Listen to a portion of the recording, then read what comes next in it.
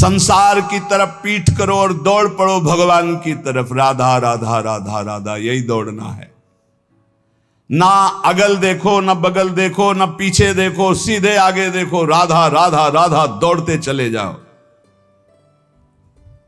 ये संसार का प्रवाह जहां से प्रकट हुआ है उस उद्गम स्थान पे पहुंचना पड़ेगा। उद्गम मूल स्थान कौन है? श्री कृष्ण। ऊर्ध मूल मधा शाखा मस्वत्तम प्रावरभ्यम। सचमुच सचमुच तुम मुक्त हो, तुम सुखी हो। केवल तुम जानबूझकर अपने आप में बंध गए हो। तुम ब्रह्म स्वरूप हो। तुकाराम जी कहते हैं तुम्हें कोई कठिनाई नहीं भगवत प्राप्ति की। तुम भगवत स्वरूप हो, तुम परमार्थ स्वरूप हो, तुम जीव नहीं हो। तुम अपने संकल्प से बंध गए हो, तुम संकल्प से मुक्त हो जाओगे। मैं बंधा हुआ बहुत नीच हूं, ये वो रोते रहो, जन्म जन्म रोते रहो, कभी ठीक नहीं होगे। अरे तुम भगवान के स्वरूप हो ऐसा समझकर एक बार हिम्मत कर निकल जाएगा। या कैसे तुम्हें बताएं, बड़े बड़े बुद्धिमानों की बुद्धि में ऐसे अंधेरा फैला करके फंसा ले, उसका नाम माया है। ज्ञानी नाम अपचेतांश देवी भगवती हिसाब बलादा कृष्ण मोहाय महामाया प्रेक्षति। कभी भी मन और इंद्रियों के पोषण की वृत्ति साधक न रख ले, नहीं तो बहुत उसे पछताना पड़ेगा। कोई उपाय नहीं होता जब बुद्धिमान फंसता है। ध्यान रखना, गंवार फंसता है तो उसको उपाय में भगवान दे देते, लेकिन जब बुद्धिमान फंसता है तो उपाय नहीं देते हैं, सारे उपाय हटा लेते। अब देख अपनी बुद्धि का बल।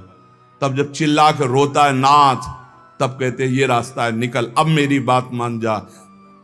उपासक तभी फंसता है जब हरि गुरु की आज्ञा का उल्लंघन करता, नहीं कोई फंसा नहीं सकता। ध्यान रखना, पाप पुण्य, विधि निषेध, बंधन मोक्ष, जन्म मरण, इनके चक्र में यदि पिसना है तो पिसो, जाओ संसार के मार्ग में। नहीं तो भाग भाग भगवान की तरफ भाग। अभी समय है, मृत्यु के पहले पहले परमार्थ की यात्रा पूर्ण कर ले, नहीं तो पछताना पड़ेगा। जैसे तोता अपने पैरों को ढीला कर दे, छोड़ दे तो उड़ जाए, वो नलिनी में जो फंसा हुआ है। बंदर चने छुहारे का लोभ छोड़ दे तो सुराही से हाथ निकल जाए, ऐसे ही यदि तू भोगों का लोभ छोड़ दे तो शरीर से मुक्त हो जाए, तोते की तरह तू उड़ जाएगा। अहम और मम ये दो हैं जो तुझे बांधे हुए हैं। देह भाव में पुरुष, मम ये मेरा परिवार, मेरा रुपया पैसा, मेरा सब, यही दो बांधे हुए हैं। तू इस संकल्प को अगर छोड़ पाए अहम और मम को, तो तू उसी क्षण ब्रह्म रूप है, ब्रह्म रूप है। कौन किसको बांधे है? तुकाराम जी कह रहे, कौन किसको छुड़ाता है? अरे सब संकल्प की माया है। तेरा संकल्प तुझे बांधे, एक ओहम बहुत श्यामा, और तेरा संकल्प ही तुझे मुक्त कर देगा। बहुत श्यामा से एक ओहम। ये मन जैसा संकल्प करता है वैसा ही वो बन जाता है। बहुत सुंदर प्रसंग है साधक के लिए। ये मन जैसा संकल्प कर, मैं कामी, उसी समय मन काम हो गया। संकल्प, कल्पना, संसार, वासना, वृत्ति, मन, माया, ये 7 पर्यायवाची शब्द हैं एक माया के। मन, कल्पना, सारा संसार, वासना, वृत्ति, माया, ये सब एक ही पर्यायवाची शब्द है, इसी का नाम माया है। मन में दौड़ रहे हैं, जहां मन जैसे गया। कल्पनाओं में घूम रहे हैं, जिसे कहा जाता है बहुत ज्यादा सोचना, कल्पना करना, ओवर थिंकिंग। संकल्पों में ऐसा कर लूंगा, ऐसा कर लिया है, ऐसा आगे हो जाएगा। वासना, ये भोगा, ये भोग लूंगा। वृत्ति, हर समय रुपया पैसा, संसार का चिंतन। मन संकल्प विकल्प करता रहता है। यही मैं मोर तय तोर, यही एक शब्द है बंधन। यही सब पर्यायवाची शब्दों में इनको कहा गया, संकल्प, कल्पना, संसार, वासना, वृत्ति, मन, माया, लेकिन ये एक ही है। जीव स्वयं से बंधा है, उसे स्वयं से छूटना होगा, कोई छुटा नहीं सकता। केवल उपदेश दिया जा सकता है, साधन बताया जा सकता है, लेकिन चलना तो आपको ही होगा।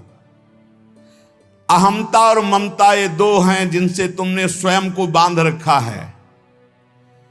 इनको स्वयं से तुम्हें काटना होगा, तभी तुम मुक्त होगे। जे ही तुम्हारे संकल्प भस्म हुए उसी समय तुम ब्रह्म स्वरूप प्रकाशित हो जाओगे। जैसे उज्जवल सोने का मल नष्ट होता है तो दमकने लगता है, ऐसे ही ब्रह्म स्वरूप आपका प्रकाशित हो जाएगा जिस समय आप भोगों का संकल्प त्याग देंगे। कामना कल्पना यही मोक्ष में बाधा पहुंचा रहे हैं। कामना कल्पना वासना, मन तुम्हारा संकल्प। असद्दधाना पुरुषा धर्म सस्यास्य परंतप अप्राप्य माम निवर्तन्ते मृत्यु संसार वर्तमनि।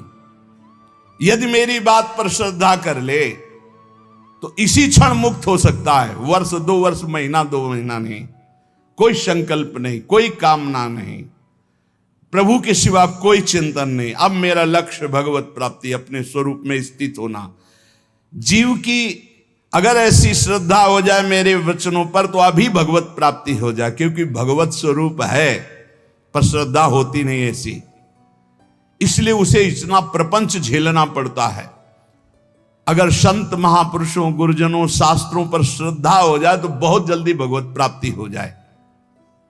लोग स्तुति गान करने लगते हैं तो ये 5 उसे फंसा लेते हैं, शब्द स्पर्श रूप रस गंध। श्री तुकाराम जी कहते कैसे, अब शब्द फंसाते हैं उसे। पहला शब्द है ना, शब्द स्पर्श रूप रस गंध, तो शब्द फंसाते हैं। माया के द्वारा भेजे हुए लोग आने लगते हैं, माया के द्वारा। भगवान के द्वारा क्यों नहीं कहते? क्योंकि भगवान के द्वारा प्रेमी भक्तों का मिलन होता है, मायावियों का नहीं। माया के द्वारा भेजे लोग आने लगते हैं और वो स्तुति गान करने लगते हैं। आपका तो अवतार हुआ है मेरे उद्धार के लिए, आप तो साक्षात स्वयंभू भगवान हैं, न जाने क्या क्या, न जाने क्या। तो प्रणाम है उनकी वचन को, उनकी श्रद्धा को, लेकिन तुम क्या हो ये बात तुम्हें ध्यान नहीं भूलना चाहिए, ये ध्यान रखना चाहिए। वो भूल जाता है और शब्द का भोग करने लगता है। बड़ाई के शब्द, सम्मान के शब्द, स्तुति के शब्द, संस्कार जो साधना के पढ़ने चाहे थे वो इस संस्कार बदलने लगे। बहुत ही आगे आप सुनिएगा, बिल्कुल छान छान करके परमार्थ को रख दिया तुकाराम जी ने, होश उड़ा दिया अच्छे अच्छे के।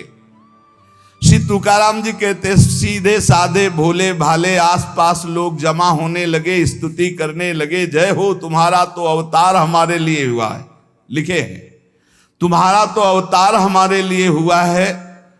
बस आडंबर की चादर ओढ़ना प्रारंभ हो गई। अब जो एकांतिक भजन, अंदर चिंतन, भगवत प्राप्ति, आराधना, वो तो सब गोल। शब्द ने मार दिया, शब्द में फंस गए। अब अगर कहीं थोड़ी साधना चलती रही तो चमत्कार प्रकट हो जाते हैं, रिद्धियां सिद्धियां। ये बहुत अच्छे साधकों में होती, कोई साधारणों में नहीं होती। चमत्कार और भीड़ इकट्ठा।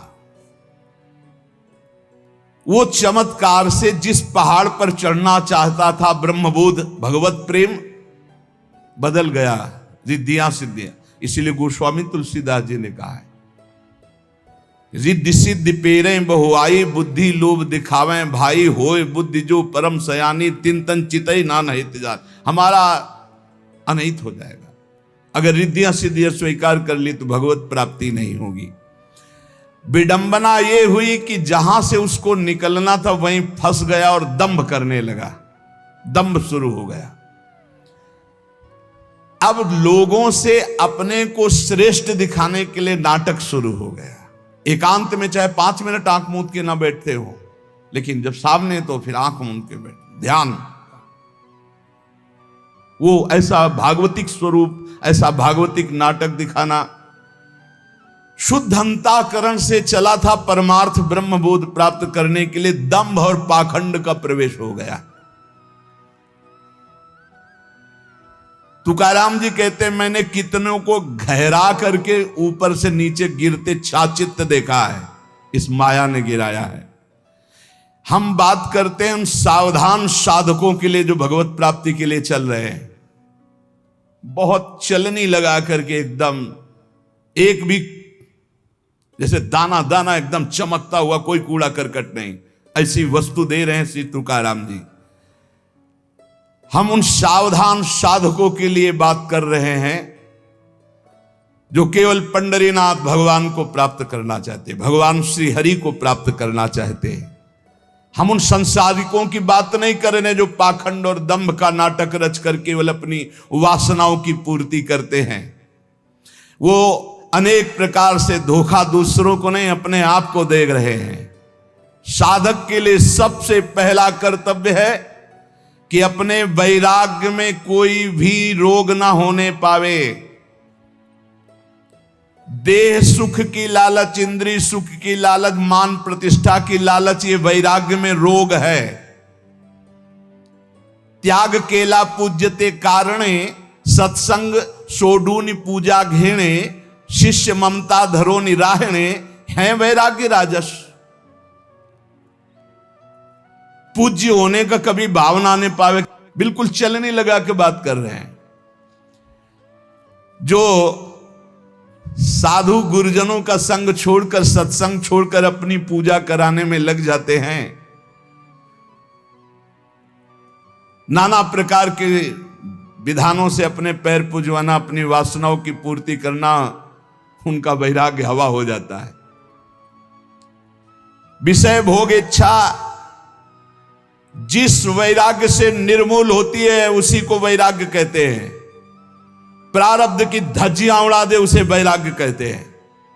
प्रारब्ध से सुख और दुख आता है, ना सुख और ना दुख, सुख दुख समय कृत्वा लाभा लाभो जया जयो, कदम आगे बढ़ाता चला जा रहा है, ना हार की परवाह, ना जीत की, ना लाभ की, ना हान की, ना सुख की, ना दुख की, सत्य मार्ग पर कदम बढ़ाता चला जा रहा है।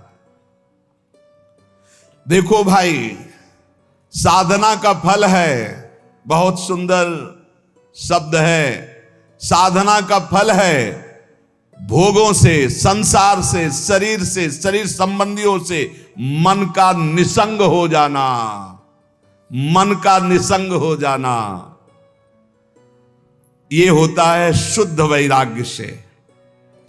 विषय भोग, लोक प्रतिष्ठा, ये दुर्भाग्य से प्राप्त होते हैं।